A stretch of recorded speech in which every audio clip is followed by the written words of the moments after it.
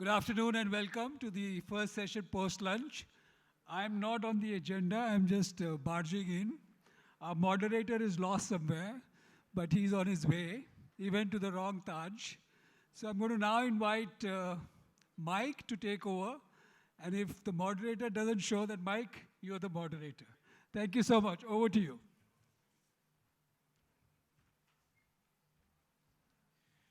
All right, good afternoon, everyone, and welcome to the next session, which we're calling The Gig Shift, Securing India's New Workforce. Over the past few years, the gig and platform economy has truly changed the way that India works. It's no longer on the margins, but at the very heart of India's growth story. The gig economy is now redefining innovation, driving inclusivity, creating livelihoods at scale, and opening new pathways for skilling and job creation. It's no longer the future of work, it is the present and is transforming lives every single day. As the gig workforce continues to expand at a remarkable rate, it brings with it a big question. How do we ensure sustainability? What measures should be taken to ensure security and long-term well-being? And that's what we hope to explore today on this panel by bringing together perspectives from both the government and industry. On that note, it's my pleasure to welcome our chief guest, Ms. Vandana Gurnani, Secretary, Ministry of Labor and Employment, Government of India. Also welcoming Ms. Michiko Miyamoto, Country Director, International Labor Organization, and Dr. Dhanya M.B. from the Giri National Labor Institute, our panel members for the session. Thank you.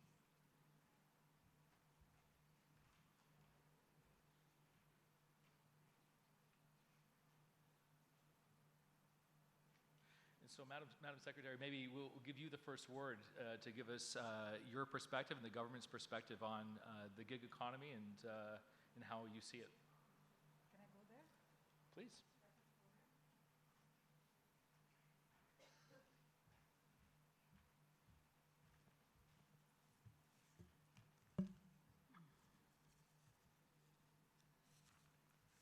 I'll keep this with you.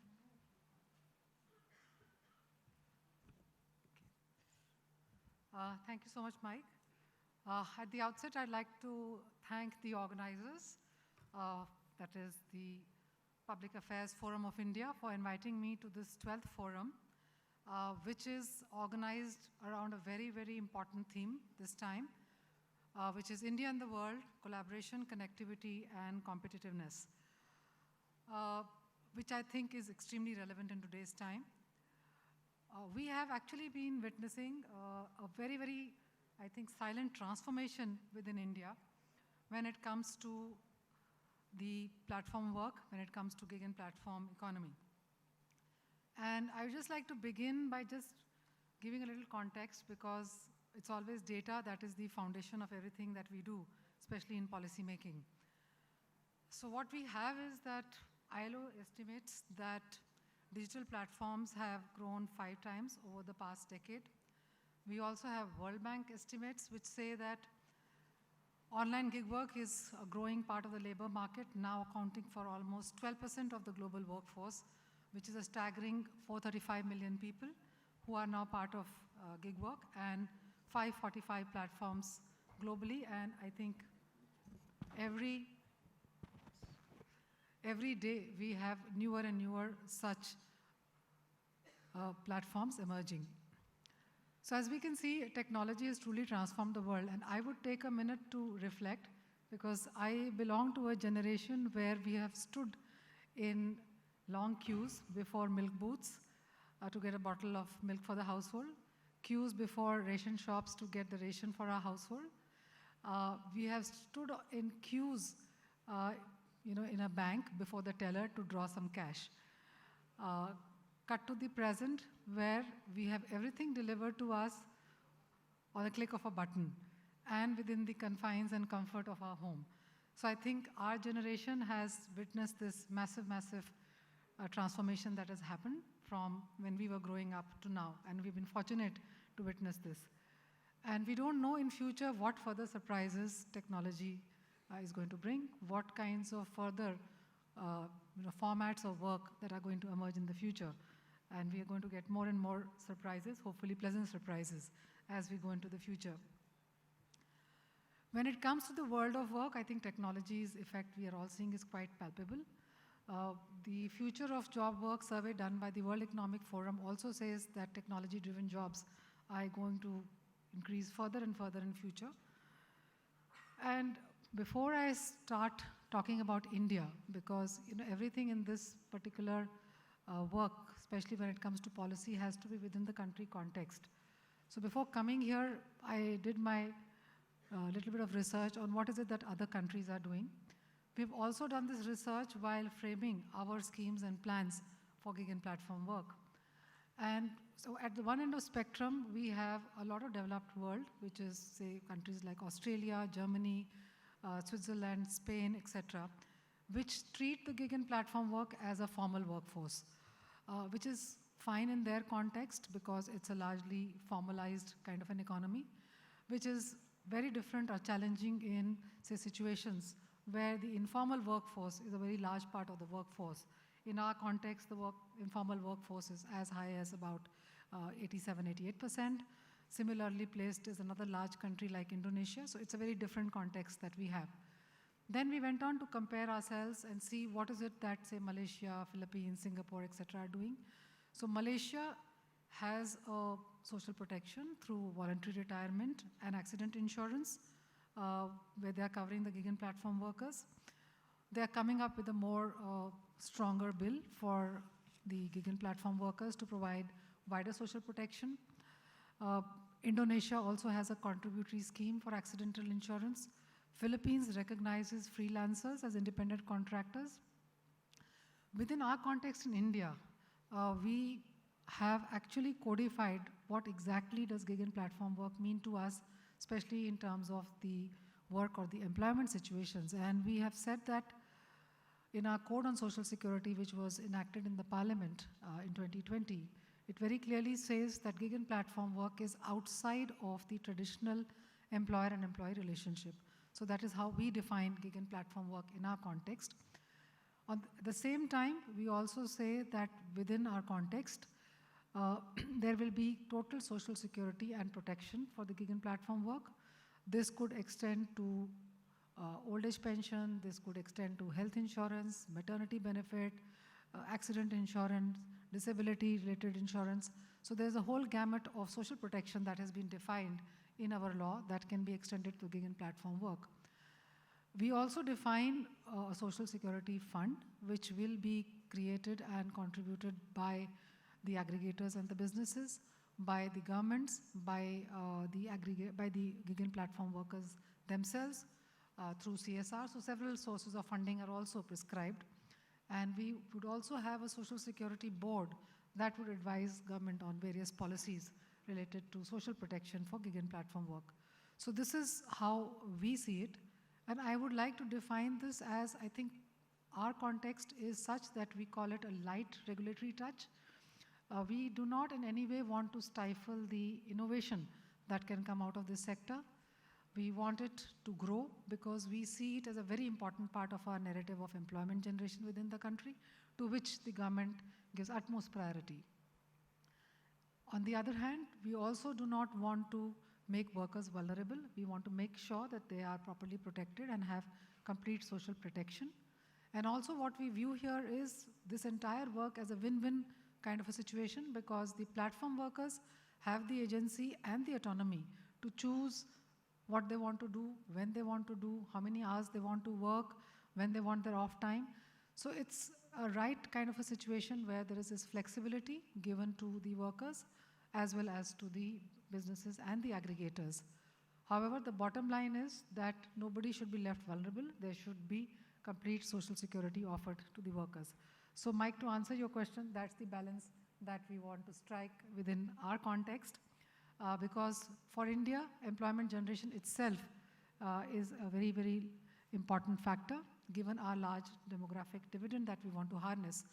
And in this context, I would like to just spend half a minute over a new initiative, though not for gig and platform work, but since several businesses are here, I'd like to take this opportunity to talk about the new employment-linked initiative scheme, which is called the Pradhan Mantri Viksit Bharat Yojana, where incentives are being provided not only to the youth who are joining the employment for the first time, but also to the companies The companies would be, especially those in manufacturing, would be getting incentive of almost about 1.44 lakhs per each worker spread over 4 years if they are in manufacturing, and half of that if they are in the non-manufacturing sector.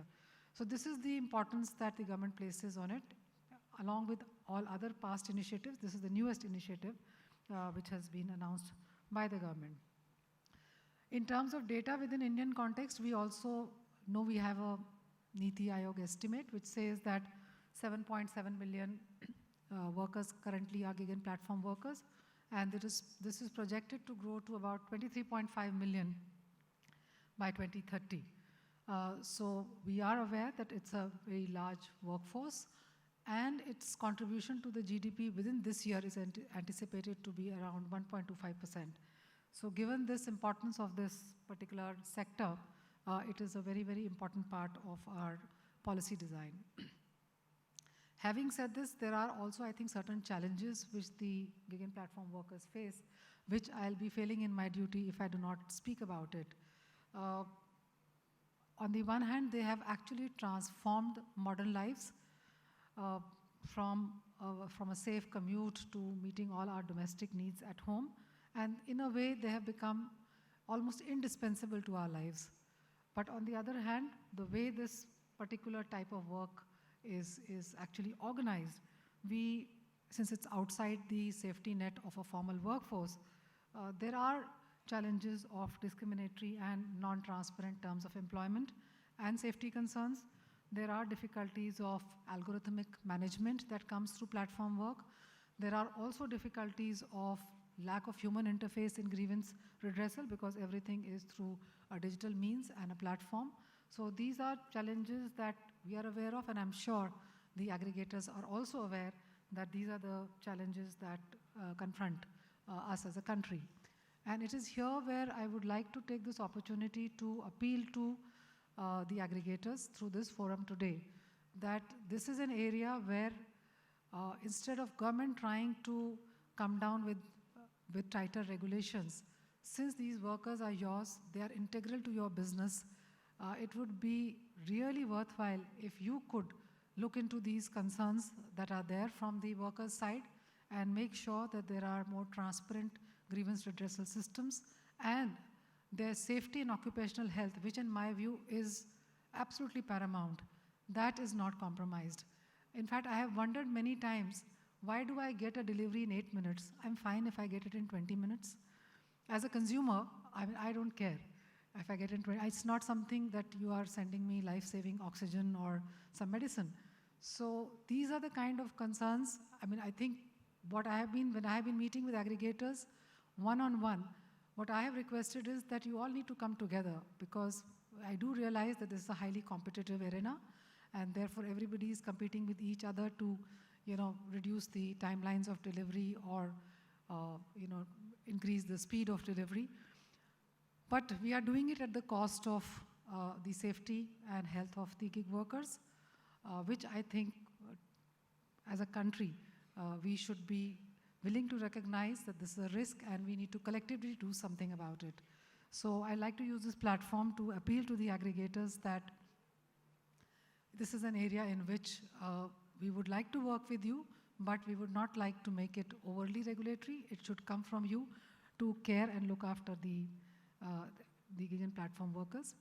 The other thing that I would like to specifically mention here is that in this very year's budget, there is an announcement for providing health insurance to all the platform workers, not through a social security fund which is contributed by aggregators. In fact, our law has a provision that about 1 to 2% of the turnover of the aggregators will go into a fund subject to a maximum of 5% of the payout to the platform workers, and that fund will provide the social security.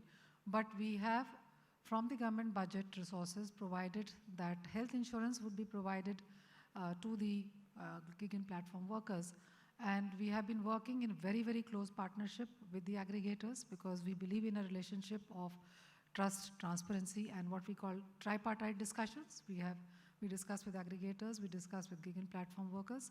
All of us are together in this. We have managed to get data of about 10 lakh platform workers. So I mentioned to you the numbers. We estimate that there will be about 70 lakh platform workers. We have managed to get data because, as you'll realize, to give any benefit, we need the exact data. We need to know who are the platform workers. We need to have their Aadhaar. We need to know that they have worked for a sufficiently long time. We also know that they go from one platform to the other, so we need to know in the aggregate how many days they have worked with each of the aggregators so that they become eligible for this government benefit.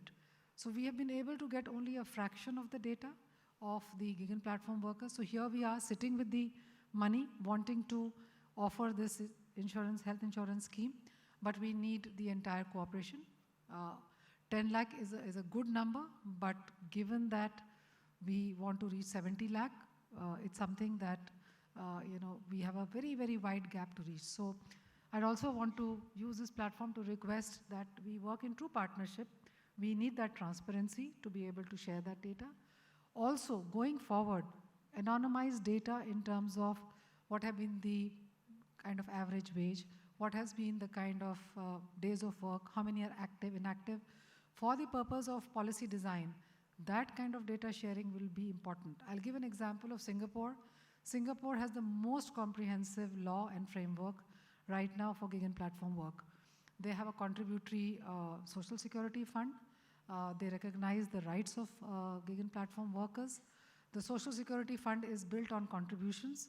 Now, if today as a policy maker, I have to decide whether a gig worker can contribute or not, I have no data to do that.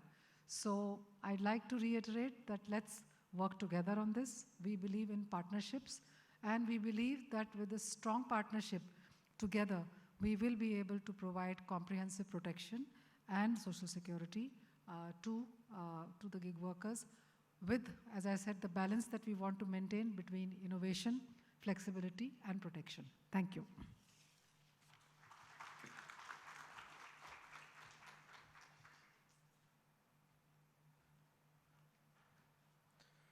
Michiko-san, maybe we can invite you to share some of your thoughts from the ILO. Okay. Well, thank you very much, first of all, for inviting me, and very nice to meet you all. So as I introduced, I'm from ILO office. I'm based in here, International Labour Organization. And for those who are not familiar with, maybe I can briefly explain how the sort of standards are set in this field, gig and platform economy. But before going into that, I was listening to you, Madam, and I must say, some of the things I wanted to say is very much in line with what you have already mentioned. The balance, flexibility, sustainability in terms of both the business economy, employment creation, versus where is the line that we need to draw. They're both very, very important for this stage of India, and that's really important that all of us to work with.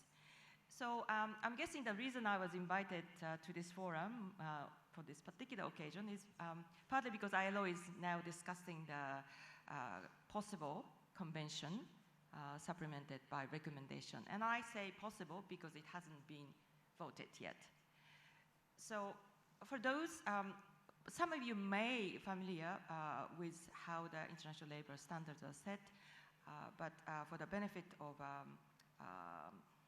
someone who's interested, so I'm sitting in the ILO office as a technical secretariat. So we don't decide, first of all, which convention needs to be discussed, which recommendation needs to be discussed. This is decided by member states. And in case of ILO, member states are composed of government, represented mostly by Minister of Labor, and then most represented employers and most represented trade union. So these three are always in balance. First of all, what convention needs to be either updated because it's already old, or emerging issues such as gig and platform economy needs to be some kind of global understanding where to set the line in terms of balancing economy and then social aspect. So that's where it came about. So the member states decided, represented by the governing board of the International Labour Organization, and then India is the permanent seat for both from government and employers and workers, put forward that gig and platform economy needs a discussion. And well, first of all, to discuss whether we need a convention or not. So that was this year's discussion.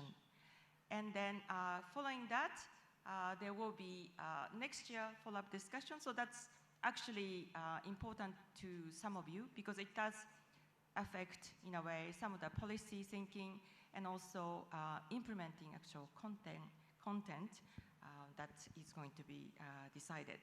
So for those interested, public information is available. ILO has, well, normally we color code. We come up with first white report, which contained all the regulatory information from all the member states. So that came before the conference already. So that's the kind of information available, which country is doing what. And based on that, there was an analysis report, that's yellow report. And then conference discussion took place in June. Now, what comes next is very important. I just came out from the briefing session with all the government from South Asia, that making sure that the government representatives are giving feedback on the draft conclusion, draft recommendation, which is proposed, but to be revised, amended. And I'm just mentioning this in this forum because it is relevant to all of you, what it comes out. So, so that's a sort of a brief context of what's happening in the scene of a convention and assisting recommendation to go with. So in terms of economic and social balancing, well, that's what the ILO has been doing for the past 100 years in different kind of economy. What is different this time though, there's a sort of element of technology, right? Which many of us are, well, not so familiar how it impacts. But just going back to the discussion of the conference on gig and platform economy, International Labour Conference, what is clearly recognized is that there's a clear recognition of the contribution of this economy, right? So this transformed in many ways how we organize our work, so that is recognized, right? And it is also officially recognized that it is contributing to the economy in a massive way, and it's expanding. And India is, of course, one of the big countries, keep increasing its employment and possibility to grow. And in that sort of employment opportunities, and also the advantage of greater flexibility of access to employment and be able to choose how many hours you wish to work or not to work, either it is a main occupation or supplementary. This flexibility, greater flexibility, this is also recognized officially as a strength of this economy. And at the same time, of course, what we need to watch out is where we draw the line when it comes to protection of people, whatever definition is in each country given, are considered. Madam mentioned about occupational safety and health. Now, this is really important, and that's why I'm really happy that India, went first, more of a role model for protection, like injury. What happens to the drivers when they have accidents under the pressure for delivery, etc. And under the social security code that India has, under the knowledge exchange and comparing what's happening in each country, India was really one of the first country to indicate. And I must also emphasize, with support of platform operators, and I was really, really impressed when I came to India, that there's a lot of good initiative providing the place for rest, providing a place to recuperate, and also looking at the equipment they provide to try to make the working condition better. Now, these are, of course, the minimum level that it was recognized by the conference. And social security. Now, India is one of the advanced country, and when it comes to social security, people say it's human rights, and I think India is doing a great job to looking after its people, protecting their basic human rights in that sense. Now, there's a lot to discuss. You know, this is not enough time, of course, to talk about the complexity, diversity of this sector. And if anyone has listened into this year's conference, it was so, in a way, hot subject. It was never boring. At the same time, gave us a lot of homework to look into and gave us reminder how diverse and complex it is in each country context. So with that, I'm happy to continue dialogue either in this session or in coming future with many of you sitting in this room. So thank you.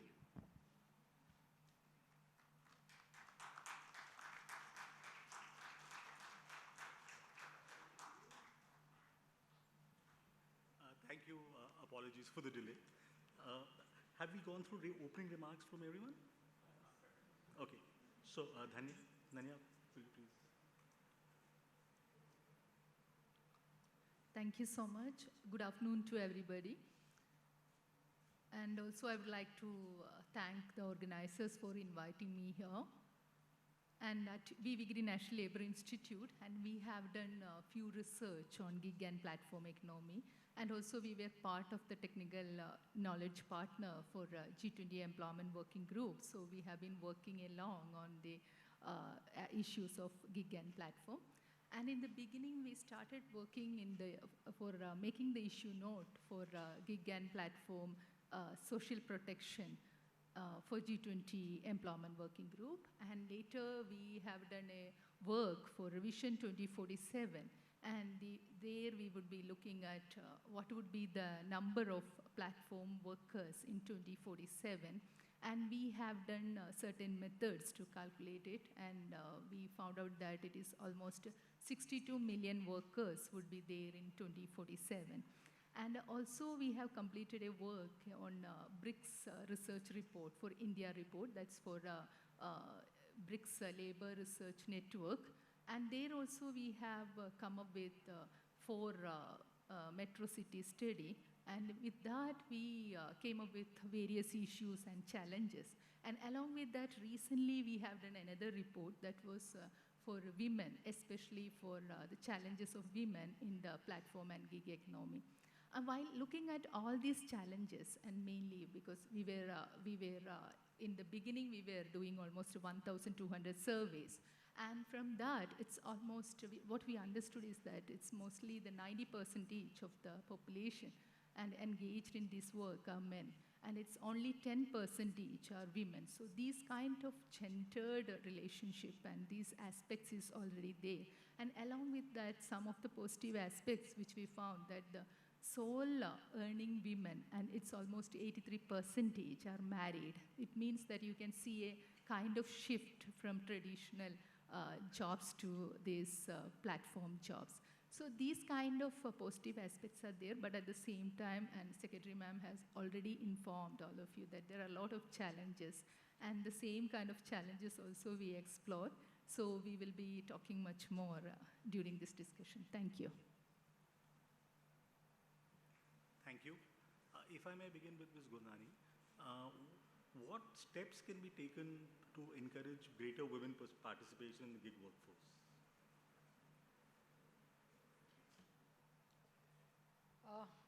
I'd like to begin with saying that we have been in the ministry engaged in studying what have been the constraints Though we have seen a lot of growth in women participation in the workforce, we are at 41% now, but that's not something that we can rest on, given that the population proportion is much larger. We have to, in a sustained manner, work on this. And the constraints that have, really come out are the broader constraints, which I'm sure a lot of people would know about. Safety concerns. There are concerns about their, responsibility in the care economy, whether it's their domestic work, looking after children, looking after elders. So these are the constraints which have come out in, as constraints in preventing women from joining the workforce. And similar constraints are applicable to gig and platform work, even more so because these are very flexible kind of work. While flexibility is, I would say, good for women because they can choose the timing, they can decide when they would like to work, when they would like to take an off. So in that sense, it's a positive. However, certain parts of that work are such where, there are specific things we would need to do. I'll just give an example. I was talking to some NGOs working on this, and they told me that they have been working with big industries and big aggregators. When they want delivery people, they always advertise as delivery boys needed. So never is there a gender-neutral term when you invite people to apply for jobs. So it's a very small thing. So a large part, one section of the population feels they're not even eligible for that job because it says delivery boys. Another small thing that they pointed out to me, and these are small things. So there are these large things that I mentioned, but there are these small things which I think the aggregators and the industry can take care of. If they are into delivery work, the helmets don't fit them. They're very loose for them. Again, a very small thing. So we are risking their life, we are risking their health by not making helmets which are proper or fitting to the requirement of women. So I think these are areas which we all need to collectively work on to be able to make sure that more and more women come forward and are able to participate in this work. I've just given a few examples, but if you all reflect and see what is it that specifically women need, whether it is washrooms, whether it's creche facilities, what is it that they need, and provide that, then we should be able to get there. There is an example of, Tamil Nadu. During the very hot season, they had started these, from the government, they had started small rooms on the roadsides, almost like kiosks which had AC, which had a phone charging point, which had drinking water. In fact, I have been sharing this with all the states, that this is something we should do. And along with that, I think for women, what we would need is making sure that there are proper washroom facilities. So these are things which, I think, small things which if we take care of, I'm sure given the flexibility and the autonomy that this particular type of work offers, more and more women should be able to come out and take up this work. Thank you. Mike, I'm going to involve you in this panel discussion. What is Uber, how many women drivers or partners does Uber have globally and in India? Would you have a number? No, I don't have a specific number for you, unfortunately. I know that we have about 1.4 million drivers that work on Uber here in India. A small percentage of them are women, and it's unfortunately too small. I think that a number of the things that Madam Secretary raised are certainly real hurdles for them to get over. They're worried about their physical safety, they're worried about the nature of the work, and then some of the little things, access to restrooms, are things that we hear when we talk with our small group of women drivers that they would value. We hear other things like being able to have access to certain safety features are incredibly important for them. And so for us, there's definitely an effort underway to try to encourage more women drivers to come onto the platform. And that's by doing simple things like making it safer and giving them access to our teams so we can better understand their various needs. In general, I think the driving delivery ecosystem around the world tends to be a little bit gendered, where there's more men than women on the platforms, and I think there's room across the industry to certainly improve that. Ma'am, what is ILO's position of balancing the dynamism and the excitement of the gig economy with the entire concerns of security, the social net, permanent employment. So how is ILO resolving this contradiction or this dilemma? Thank you. Perhaps it's not necessarily a contradiction because there are different types of economy needed for different parts of the country, different parts of the globe. So before coming in here, I was just explaining how globally the balancing act discussion is taking place. And this year and then next year is that discussion. And so that's where we see, okay, so economy and business has to grow, right? And then, of course, people need to be protected. And either this way or that way will not work because when it goes all the way here, then it flips, right? Either way. So business might not be sustainable if we push too much on the protection side, and then the other way around, if it's too much not bearable for the workers, it doesn't matter who you are, defined workers or non-workers, if people are not happy about certain things, it will not continue as an economy. You've seen some of the, I think it was Mumbai, some kind of complaint and strike. So what I'm saying is it doesn't matter who you are defined with, but it's important to have a clear dialogue of what their needs are. Because this business includes, of course, the customer, right? You need to know what customers want from you. At the same time, who's delivering for the customer is definitely part of the business equation. So I think ILO is an institution to really press the importance of social dialogue, and it applies to this case. And because it's not in the formal setting, because it's a newly emerging sector, therefore, I think it's even more important to get to know the perception of working people involved in this sector. Therefore, business side can adjust what needs to be provided in order for the business to continue in a way. So that's how I see it. Dhanya, have you done any study that shows that what is it that gig workers prioritize? Do they prioritize flexibility? Do they prioritize or are they people who would want a permanent job but are not getting a permanent job and are hence becoming gig workers? Is it a form of underemployment? Your views on this, if there's been any study that you've done? Yeah, we have done a few analyses on it, and what I understood that it's most of the workers are working full-time. It's more than 46 hours. So it is showing that they want full-time job, but along with, and at the same time, when we looked at the women, especially on women gig workers, what we have seen that they are preferring the flexibility. They don't want to work full-time, but at the same time, they are earning. They are become the financially dependent. So these, when we look at the flexibility and autonomy and mobility, I think that's what the gig work is there, actually. People are preferring, it's because of that. So in that context, when you look at, but at the same time, as I'm accepting that there are underemployment and maybe the more youth must be entering into the job, maybe because of the underemployment. But at the same time, the flexibility and autonomy and these aspects are something which we cannot take it out, actually. So in that sense, the gig work is always there as a gig work. So this is what I want to say. Ms. Gurnani, do you think underemployment is a concern?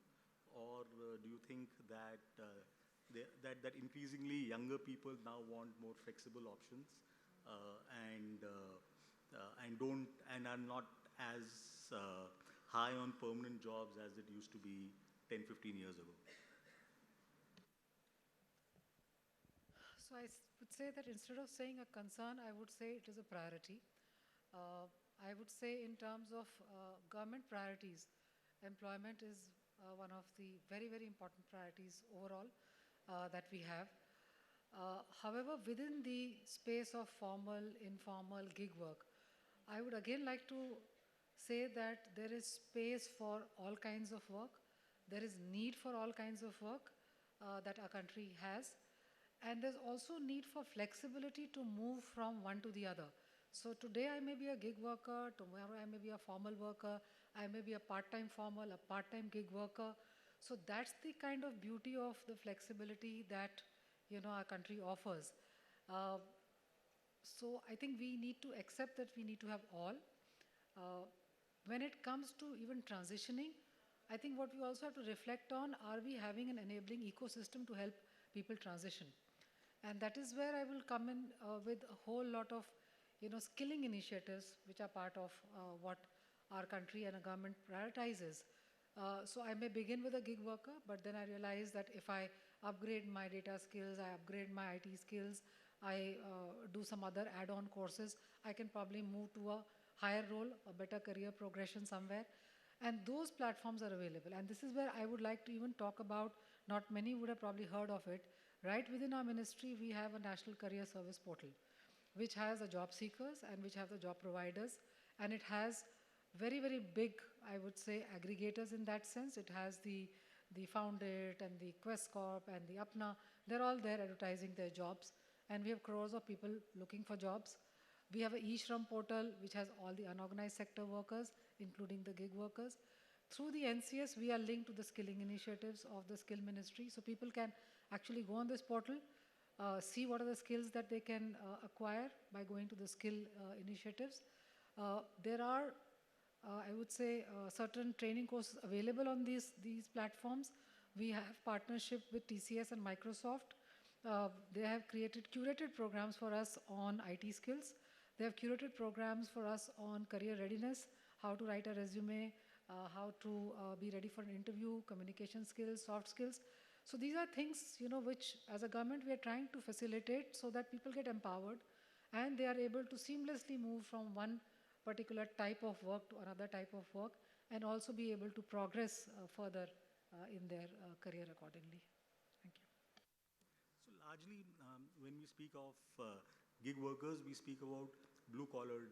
We kind of generally refer to blue-collared gig workers, but now there is a white-collared gig worker who is also going to sort of gather in momentum and importance. Is the government cognizant of this? Are we doing anything to sort of facilitate the growth of white-collar gig workers as well?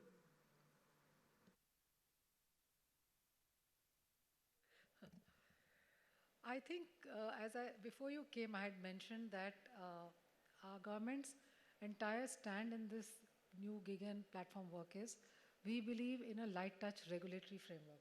So we don't want to come in the way of people who want to do gig work, whether they're informal. Even now, I'm told a lot of people do a full day job, but during the evening, they opt for gig work of different kinds. So that flexibility is there. I have seen this abroad much more. It's coming to India also, where people are doing, even white-collar workers are doing gig work. I have seen university professors who drive an Uber in their free time whenever they need to drive. I think as a country, we are open to it. We are not coming in the way of it because our regulatory framework is very light touch and very, very supportive of any kind of innovation and any kind of new types of work that the industry would come up with. The bottom line is that we must make sure that their protection is not compromised, whether it's safety, whether it's health, whether it's their social protection, that should not be compromised. So that's what is government's concern. So we are not coming in the way. We would like to encourage that. And if there are any suggestions from the industry in terms of government policies and how government can further support it, we'll more than welcome that. Sorry, asking you too many questions, but one more. What do you think is the stance of platforms and gig, for lack of a better word, gig partners / employers to this whole question of social security, stability? You're talking about a light touch regulation, but is there not a concern that left to them, it would be like really light touch? Yeah, so I really wish, Javed, you were there in the beginning. So if the audience doesn't mind, I would go ahead and repeat myself. We have a very robust regulatory framework in terms of social protection. So when I meant regulation, I meant trying to regulate the algorithms and what exactly goes on between the aggregator and the gig platform worker. We are not getting there. But when it comes to social protection, we have a code on social security enacted by the parliament in 2020. The code provides for social security, which has to be things like pension, health insurance, maternity benefits, accident insurance, disability benefits. So these are part of the code. These have to be provided through a social security fund, which has to be created by contributions from the aggregators. It has gone into the specifics of how much of it, 1 to 2% of the turnover of the aggregators, subject to a maximum of 5% of the payout that they give to a gig worker or a platform worker, has to be contributed into this fund. Governments can contribute into this fund. CSR can contribute into this fund. Third parties can contribute into this fund, because what we have been thinking is that many of us end up, providing tips, and why can't that go through a technology platform into a fund that gives long-term social protection to the gig and platform workers. So there is every provision for this. And to begin with, as a first step, this year, the health insurance under Pradhan Mantri Jan Arogya Yojana, Ayushman Bharat Pradhan Mantri Jan Arogya Yojana is being rolled out this very year for the platform workers. So that's the first step. But there is also a pension scheme that we are thinking of, and that is currently being prepared. And step by step, as a country, will proceed. And as Michiko has mentioned, we are one of the few countries to have done this from the budget, provide health insurance. Dhanya, is there any again study or research about the typical gig worker? What are his or her top 3 priorities? What is it that how long does he or she remain a gig worker? And exactly what is it that he or she is trying to get out of this, apart from, of course, earning a livelihood? Is it just a livelihood issue, or is he or she thinking of upskilling and getting a more permanent job? Is there any work on that?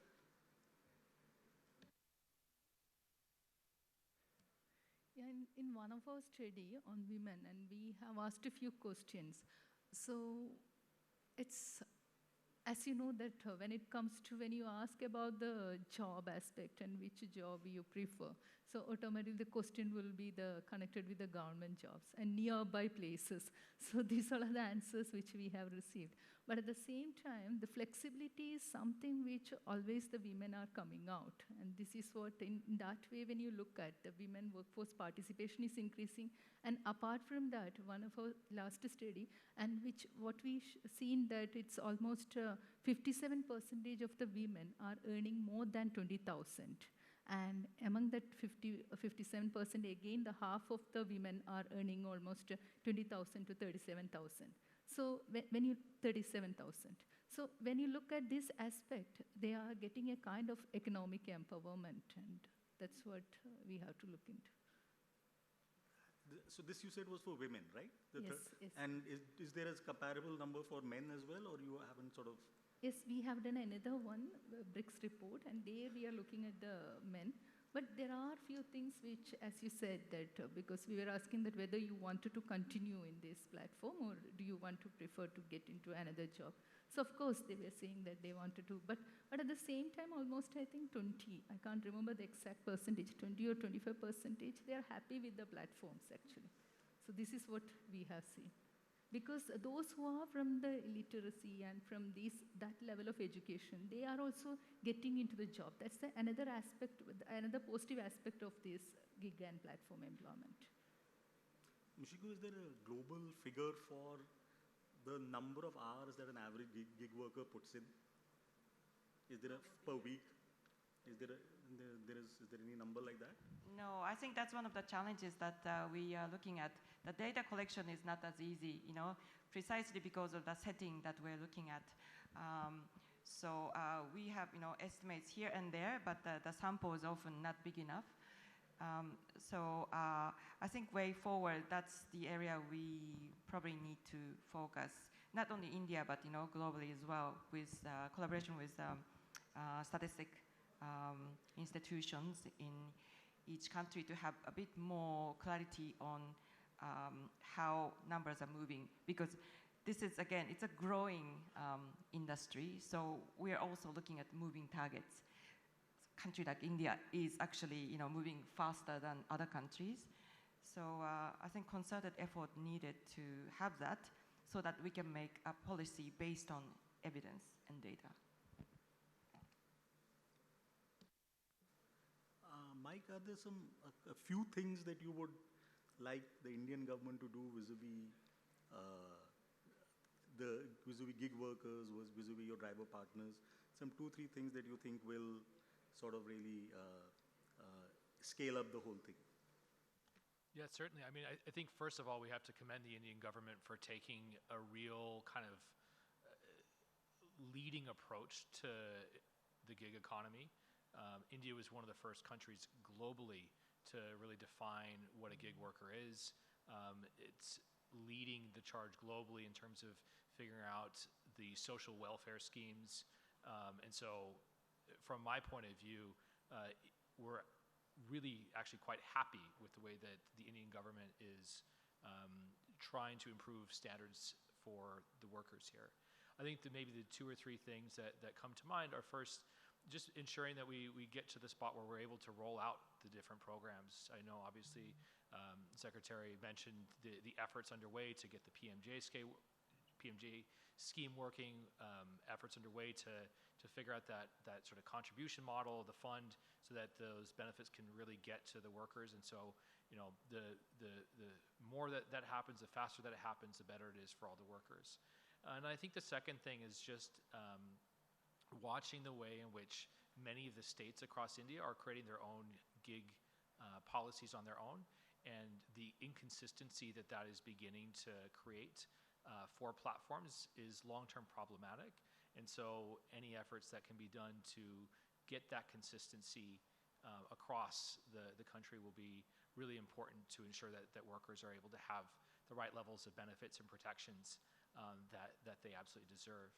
And I guess finally, it's always easy to go and to request things from government and expect them to solve all their problems. I think the Secretary gave me and my fellow aggregator friends a good nudge to start working on some solutions as a broader industry, and so we'll take that nudge appropriately, Madam Secretary. So we'll throw it open to audience questions. We have about 10 minutes left. Is there any? Yes, sir. Hi. Please identify yourself. Yeah. My name is Dipanshu Singh. I'm from the Gati Foundation Global Access to Talent from India, which was recently inaugurated by Dr. Jaishankar, the Honorable EM. We work on overseas employment. Ma'am, I have 2 quick questions from Secretary Ma'am and from ILO. Ma'am, recently there was an MOU on international classification reference for overseas employment. So how do you see that from execution point of view? Another is, ma'am, regarding the PF, there was a discussion on the PF, and Philippines reference was brought in.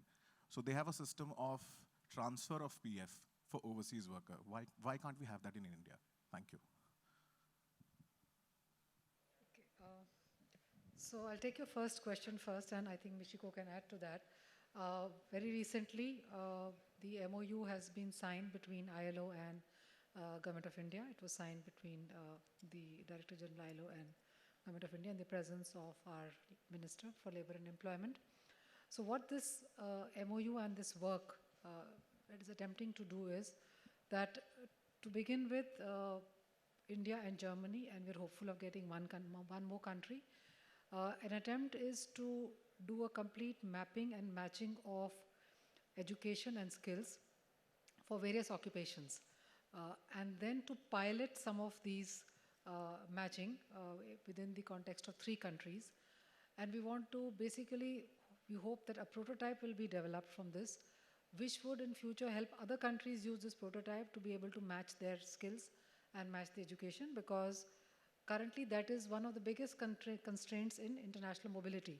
So if people have to go from one country to the other, they have to be able to meet the education and skills requirement of those specific occupations, And this is where currently there are gaps that we have also noticed and many other countries have noticed.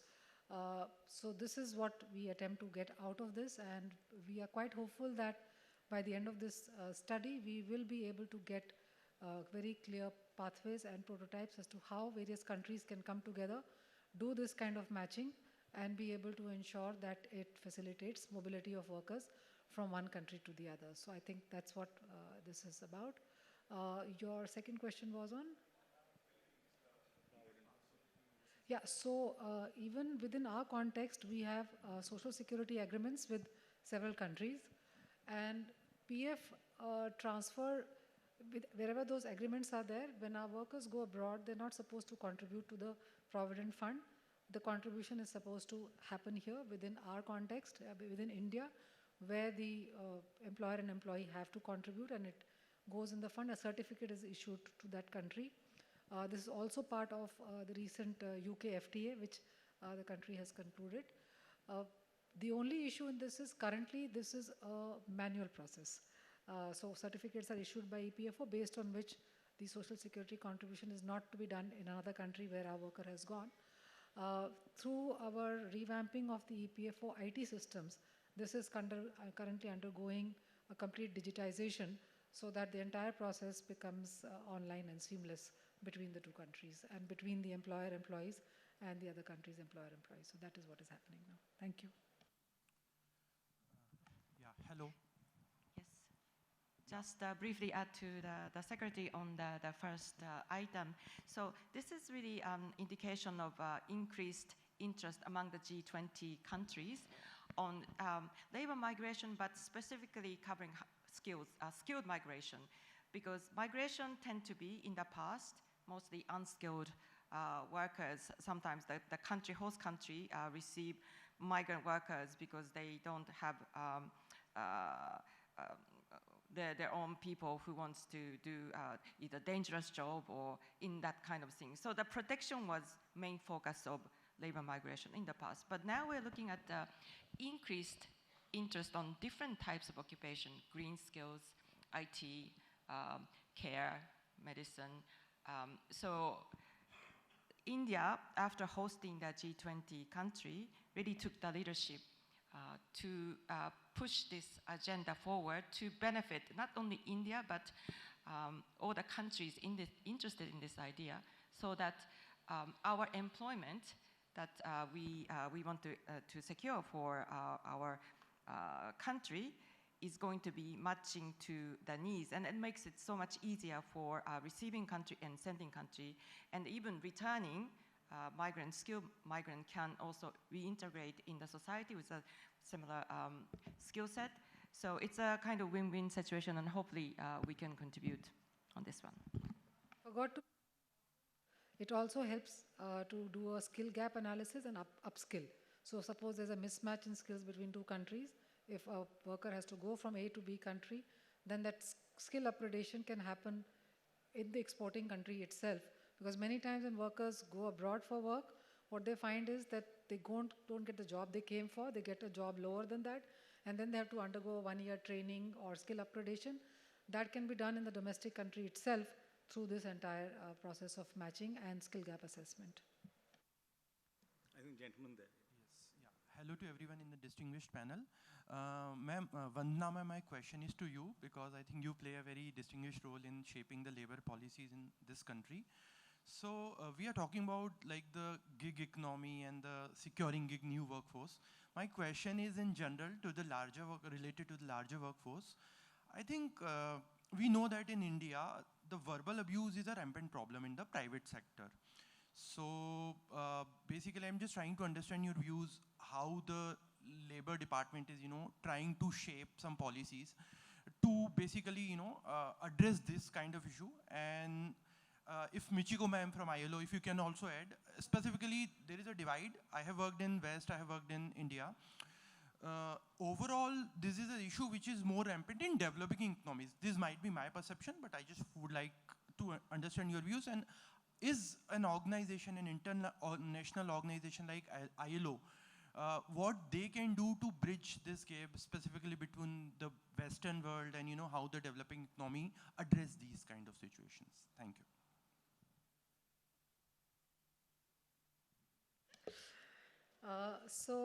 Thanks for pointing this out, because some of these things actually remain unsaid. However, I'm not sure whether this is specific to the Indian context.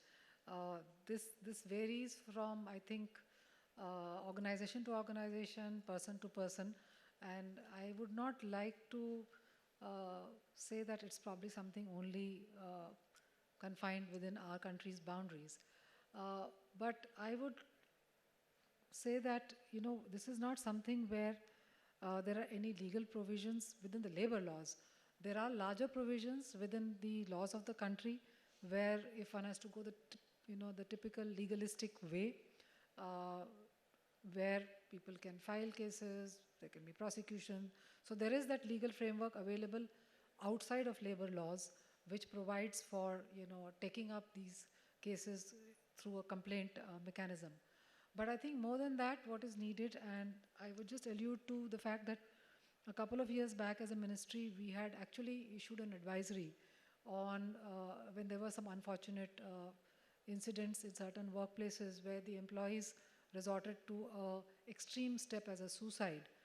We had issued advisories to various states and to the private sector on how the workplace should be managed in such a manner that the employees are not driven to such an extreme kind of a step.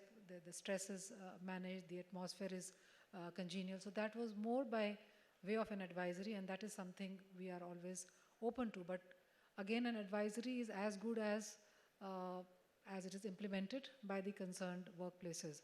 So I think this is again something which I would say which requires complete partnership between businesses, industries, workplaces, the workers, and the governments. And if you think there are any other suggestions for us where this can be done better, we would be happy to listen to you and take it forward.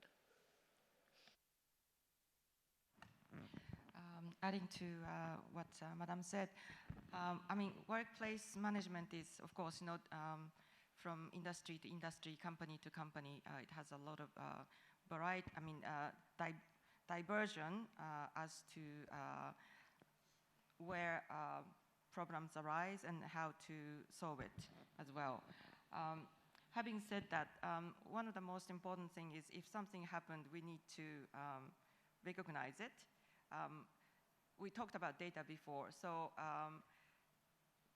when it comes to obligation and rights, so for example, workers' side, employee side, if something is not right about workplaces, either it's a mental stress or health-related issues, their right is to refuse what is not feasible, right?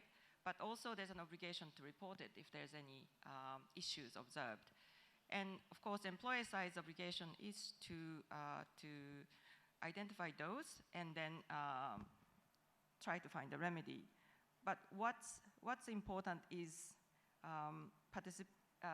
in a way, transparency on that matters. Because if it's swept under the rug, it's impossible to progress that one. So data reporting and the transparency is important, first of all, for prevention and then also future improvement. So it's a sort of stage that we need to take on. There's no straightforward, simple way, but there's always a way to improve it jointly. So we're running out of time, but one final question. Can I ask Deepshika Dharmraj? I think she wanted to ask a question. Hi, thank you so much. I know the panel touched upon this briefly, but the question is, what is the advice you would give to companies to deal with the different kinds of schemes and regulations that are being rolled out, both at the union as well as a state level? How can they actually harmonize them and implement them better? So I really ask for this from a sort of company organizational point of view. How can they do a better job of that? anyone, yes, maybe, yeah, Madam Secretary, you could start, and Mike, you may want to go for it. Yeah, so I think as you would all know, we are a federal setup. Labor, as per the Constitution, is in the concurrent list of the Constitution. So while the point you have raised is very pertinent, and which is why it takes me back to the Code on Social Security, which prescribes a very uniform national framework for providing social security to the gig and platform workers. And I'm aware, that aggregators have expressed concerns about different state laws. States have also, come up with different laws, different provisions, as well as different benefits. So we have a state which has given, e-scooters or EV vehicles to the platform workers and other social security measures. So the way we see this moving forward is certainly a national platform, once it is ready and it is made operational, would provide the seamless portability that we need as a country when workers move from one state to the other, whether they move from formal to informal employment, that seamless portability would be there. And the states could actually come up with top-up initiatives. They can top up the social security. They can top up with other welfare measures, including, as I was talking about, skilling measures, skilling vouchers, which can be given to the platform workers to enable them to have a career progression. So that is how we view this, that the national government provides a uniform national framework and platform, and the states also can top up through this platform. Having said this, while states are going ahead with some of their provisions, the aggregators must be partnering, I understand, with the states to make sure that while we go ahead with the national platform, the benefits are not stopped at the state level. I mean, I'll just quickly build on that point. I think our approach has been that it's better to engage, understanding where the world is going, than to sort of sit and wait for it to happen to us. I think you know this well. But as Madam Secretary mentioned, as we talk with each of the states, we're not there to try to oppose more welfare schemes.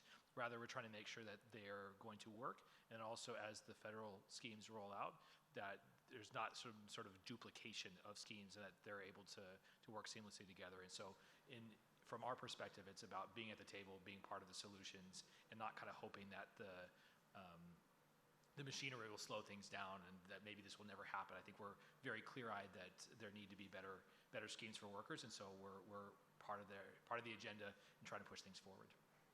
Thank you. We're totally run out of time. May I ask Sudhir to have the last word, please? Thank you, Secretary. I'm grateful to the organizers that we have been given some grace time, so that I promise I'll be respectful of the time. First of all, thank you to Madam Secretary,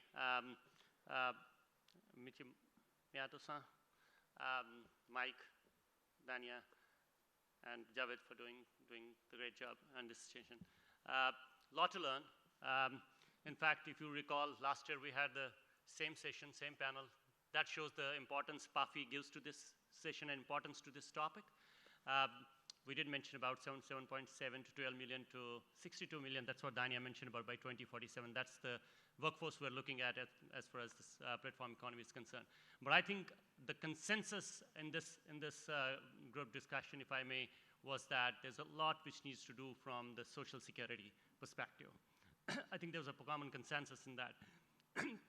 Madam Secretary did mention about how India has evolved its own social security because there are a gamut of schemes they have developed, whether it's the social security codes, they're talking about social security fund, they're talking about social security board.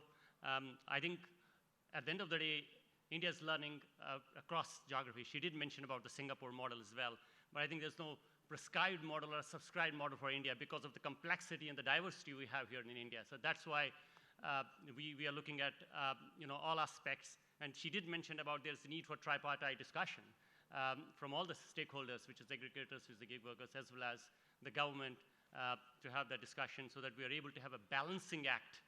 I think that came repeatedly from Miyamoto-san as well, that there needs to be a balancing act, and that's why she appreciated what India has been done, even at ILO conventions and amendments which they have been done. They have recognized how India has actually it's been a role model as far as the social injury, as far as occupational safety is concerned. I think we all appreciated that there are challenges. Also, there was an emphasis on gender. I mean, the women have got different kind of challenges. We did talk about the helmets. In fact, in the fire safety ecosystem, we do talk about the gears. We have the fire safety gears for the females. They're being tested for males, but they have never been tested for women. The fire safety gears are completely different. So I think we did recognize the safety of helmets for women as well. So these are small things which we I think need to take care of in terms of when it comes to social safety. I think there was also reference to the data. I think there's a need for a lot of data transparency. Where we are able to share the data, that's where the discussion kind of netted out. I think Secretary made an appeal to the industry. I think on behalf of PAFI, ma'am, we are committed to this, and therefore I think as PAFI we're ready to work with the ministry. We are committed to work and develop policies that ensure innovation, workforce welfare, and sustainable growth. And I did want to recognize and mention that you did allude to that we don't want to stifle innovation. However, we need to also ensure that there's a workforce security and safety. With that, I'm grateful to this whole panel. Thank you so much, and thank you, PAFI, for the opportunity. Thank you so much.